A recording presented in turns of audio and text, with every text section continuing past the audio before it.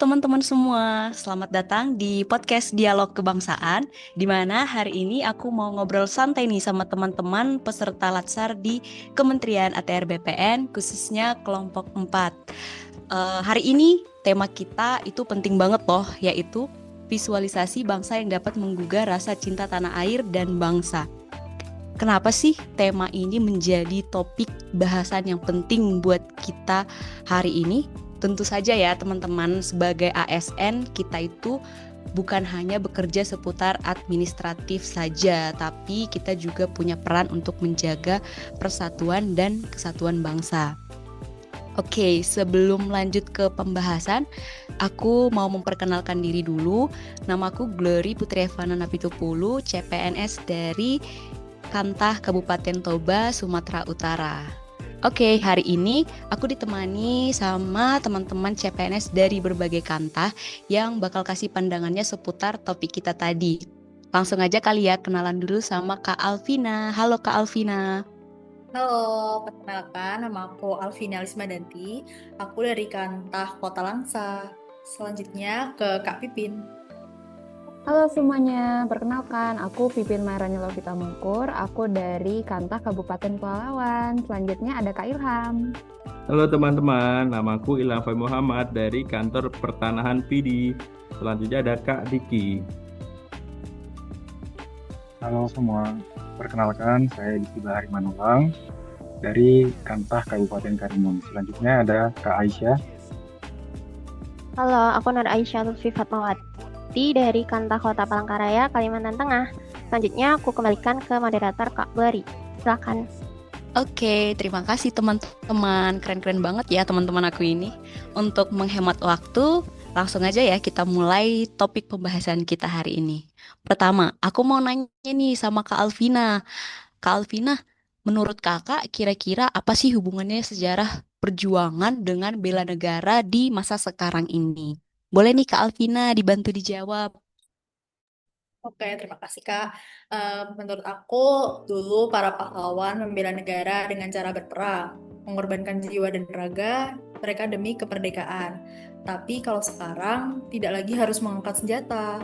Nah, bentuk bela negara itu sudah sangat berubah ya untuk saat ini. Salah satunya dengan menjadi ASN. Dengan bekerja jujur, disiplin, dan penuh integritas, kita tuh sebenarnya sedang meneruskan perjuangan para pahlawan dalam wujud yang berbeda. Setiap kebijakan yang kita jalankan, setiap pelayanan yang kita berikan kepada masyarakat, itu adalah bagian dari upaya menjaga persatuan, keadilan, dan kemajuan bangsa. Jadi meskipun caranya tidak sama dengan para pejuang dulu, semangatnya tetap satu, berjuang demi Indonesia yang lebih baik. Buka. Setuju banget Kak Alvina. Mungkin aku bisa nambahin ya, kalau dulu kan para pahlawan kita itu berjuang dengan mengorbankan nyawa mereka. Nah, kalau sekarang ini kita bisa melalui pengorbanan waktu, tenaga, dan juga pikiran kita demi bangsa kita ini. Nah, jangan sampai kita kalah dengan semangat para pejuang kita yang udah memberikan segalanya untuk kemerdekaan bangsa kita.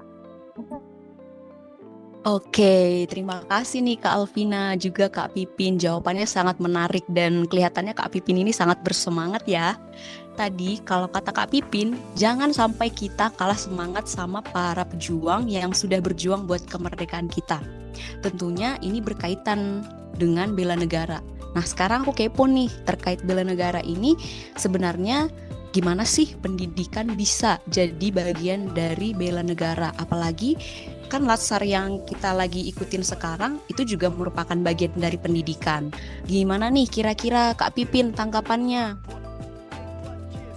Oke, Glory.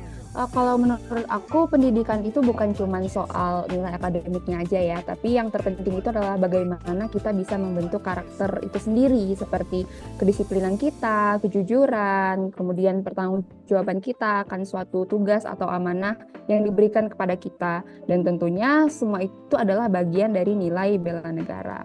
Kalau kita sendiri sebagai CPNS tidak memiliki karakter yang kuat, bagaimana lagi kan teman-teman kita bisa menjadi teladan untuk masyarakat kita, terlebih kita sebagai CPNS. Benar sekali Kak Pipin. Aku mau tambahin sedikit teman-teman. Pendidikan karakter itu bisa dimulai dari hal kecil, kayak masuk kerja tepat waktu, nggak menunda pekerjaan, atau melayani masyarakat dengan sabar. Hal-hal seperti itu yang bikin masyarakat percaya sama ASN. Begitu Kak Glory.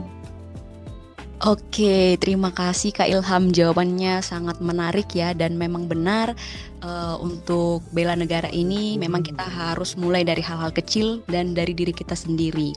Nah, tadi sudah dibahas bagaimana hubungan topik kita hari ini dengan sejarah dan juga semangat pahlawan, kemudian juga pendidikan dan karakter CPNS. Nah, selanjutnya nih, gimana ya kalau visualisasi bangsa yang dapat menggugah rasa cinta tanah air dan bangsa kita hubungkan dengan budaya dan identitas bangsa? Kalau menurut aku sih itu masih berkaitan ya apa yang sudah disampaikan oleh teman-teman sebelumnya. Nah, sekarang aku mau nanya nih ke Kak Ilham lagi, gimana sih budaya itu bisa jadi bentuk bela negara juga, Kak? Ya, tentu saja bisa Kak, budaya itu identitas kita. Kalau kita bangga pakai batik, ikut acara adat, atau dukung produk lokal, itu namanya sudah menjaga warisan bangsa. Kita jangan sampai lebih bangga sama budaya luar daripada budaya sendiri. Setuju Kak Diki? Terima kasih Kak Ilham. Saya setuju sekali dengan pendapat Kak Ilham tadi. Malah di era globalisasi sekarang, budaya Indonesia justru harus lebih ditunjukkan ke dunia luar. Misalnya lewat media sosial ini. Kita bisa promosiin budaya lokal, wisata kita yang bertaraf internasional, dan produk kita yang nggak kalah saing dengan produk-produk luar negeri. Biar dunia tahu kalau Indonesia itu kaya dan mampu bersaing dengan negara-negara lain, sehingga pendapatan dan kegiatan UKM kita bisa juga meningkat. Oke, aku setuju banget sih sama pendapat Kak Diki tadi. Budaya ini memang identitas bangsa kita, dan bentuk cinta tanah air di zaman sekarang pastinya bukan cuma melestarikan budaya secara langsung, tapi kita juga bisa memperkenalkannya ke dunia lewat media digital. Apalagi kan sekarang semua orang itu sudah aktif di media sosial, dan teman-teman di sini pastinya punya media sosial masing-masing dong. Aku mau nanya lagi nih sama Kak Diki, gimana sih cara mewujudkan bela negara dan cinta tanah air di era digital yang kayak sekarang ini? Baik, makasih Kak Glory. Kalau menurut saya, jawabannya itu sangat mudah dan merupakan hal yang mendasar bagi kita, namun sering kita lupain. Contohnya itu yang paling simpel, dengan tidak menyebar kabar bohong atau hoax yang belakangan ini sering beredar di masyarakat. Karena hoax itu bisa bikin masyarakat terpecah. Sebaliknya, kita sebagai calon ASN, kita bisa bikin konten yang positif tentang negara kita dengan data yang valid, bermanfaat, supaya masyarakat kita lebih cerdas dan terhindar dari konflik. Gimana Kak Aisyah? Nah, bener banget nih, digitalisasi ini juga bisa kita implementasikan untuk layanan publik.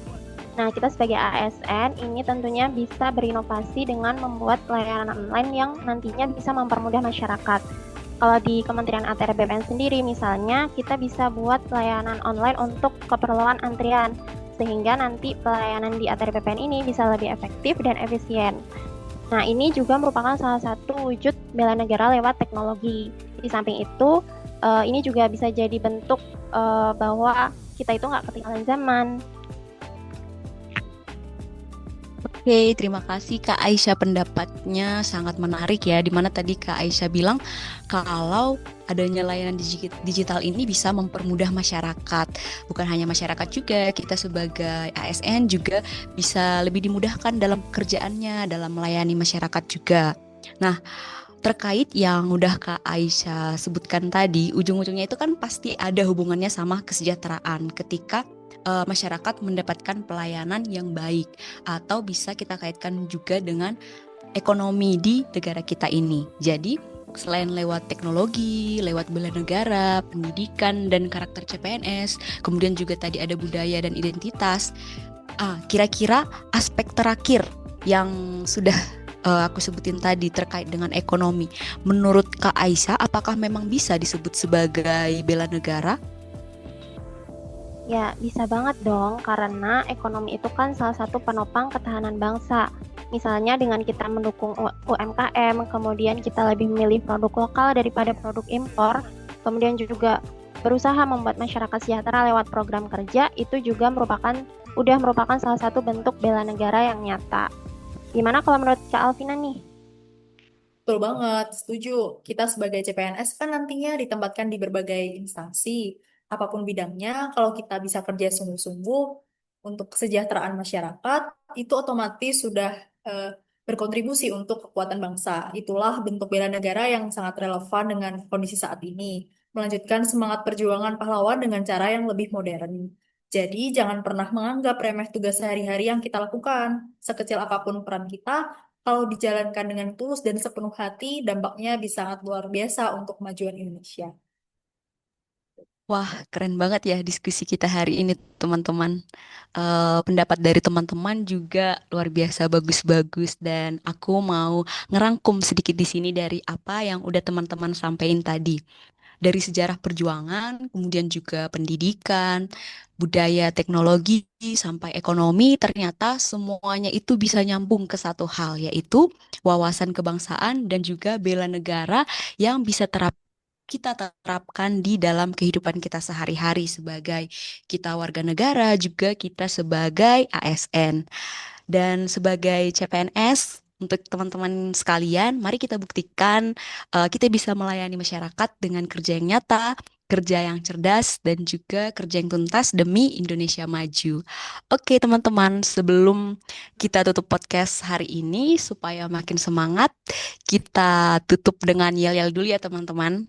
Siap semuanya? Ya, Siap, Ya, siap, Kak. Siap, Ya, siap. ya. Siap, siap. Oke, kelompok 4. kami. Bangga. Berbangsa. bernegara. Indonesia. Yeay. Yeay. Oke, terima kasih teman-teman semua. Sampai jumpa di podcast-podcast selanjutnya. Terima